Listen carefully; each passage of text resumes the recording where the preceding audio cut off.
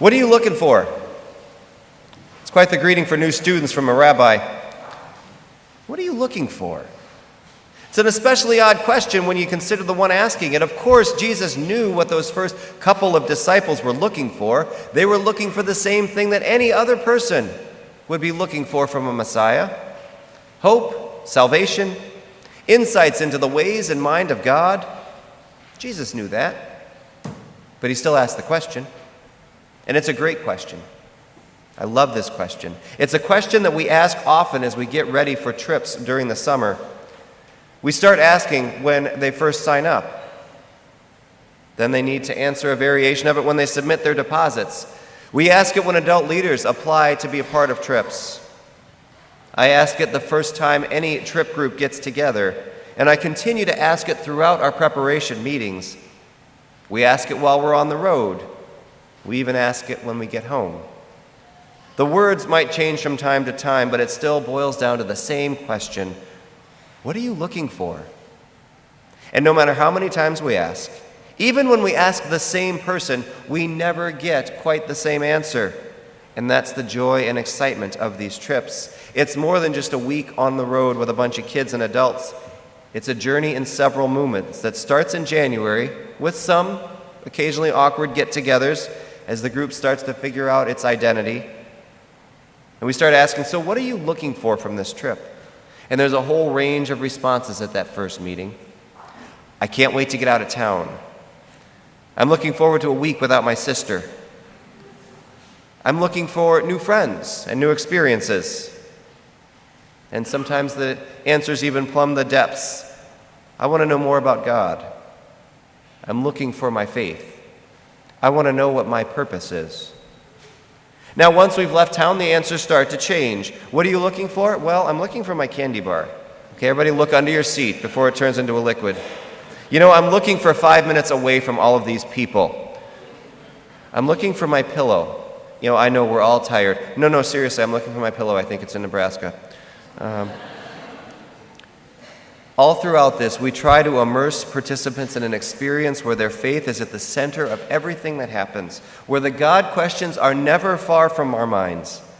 The constant sound of the river rushing past our campsite, a hip-hop dance routine in a Christian day camp, the stories of tragedy and hardship in the wake of tornadoes, worship with a congregation of thousands who've gathered to celebrate with bands and speakers they've never heard of before at a place called Life Fest, laughter with kids of all kinds at YMCAs, Boys and Girls Clubs, and playgrounds all across the city. All of these are expressions of God discovered during a summer trip. In almost any other context, these are the nondescript events that would go unnoticed.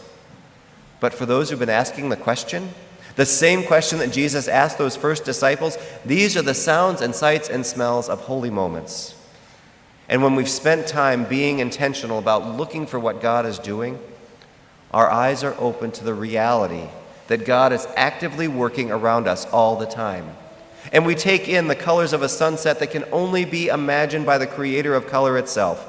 We appreciate the beauty of children who are just like the ones that Jesus welcomed. Through river valleys, we take in a view of creation that you'll never see from the highway. Ordinarily, things that can be taken for granted become special reminders of who God is and who we are in relation to him.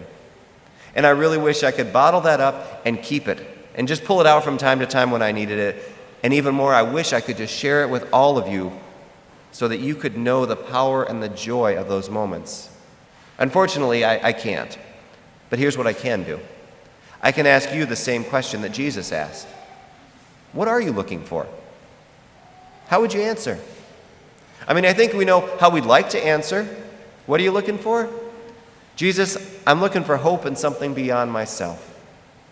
Jesus, I'm looking for a life where I can live my future without being so afraid of my past. Jesus, I'm looking for a way to forgive the people who have hurt me beyond my ability to forgive. Jesus, I'm looking for folks who are hurting and looking for a way to make a difference in their lives. I know that we'll all say those things and we really want to mean them, but I know that each and every one of those very lofty goals is frequently followed by something that sounds like, but I'm afraid, or, but I might have to give more up of me than I want to, or, but it's going to hurt. It's very real, this fear of following Jesus. We're willing to do it to a point, but then we reach the threshold of our comfort, and we're just not sure how much more we can go. This summer, someone asked me how I managed to hold it together when we're traveling as a group of 30-plus students and adults, each with our own baggage, literal and figurative. And my response was, I really only have one anxious moment on every trip. It's that moment when the vans first leave the parking lot at the beginning, and it stops that moment that the vans return to the parking lot at the end. But I'm thankful for that. I'm thankful that my call at Trinity requires that I step beyond what I think I can do well or with what I'm comfortable doing, because, see, I get the front row seat. I get the front row seat to see Jesus interfering with the lives of so many folks, myself included, every single year, and I don't care that I'm sleeping on floors or the ground or even not sleeping at all sometimes, because I have a chance to witness those moments, and in those moments I'm acutely aware that this is God's world. And in God's world, I get to live and move and have my being, and that is such a tremendous gift. And it's a gift we don't recognize often enough because we're too busy creating our worlds with our rules and defining our limits, and we miss out. I'm so thankful for each of those young people who climb into the vans every single year. I'm so thankful for the adult leaders who, maybe a little more slowly, also climb into those vans every year. But even more, I'm thankful for the Jesus who's there even before we are, ahead of us, for us to follow into adventures that we don't know. He'll ask us what we're looking for, but the truth is, we don't know how to answer.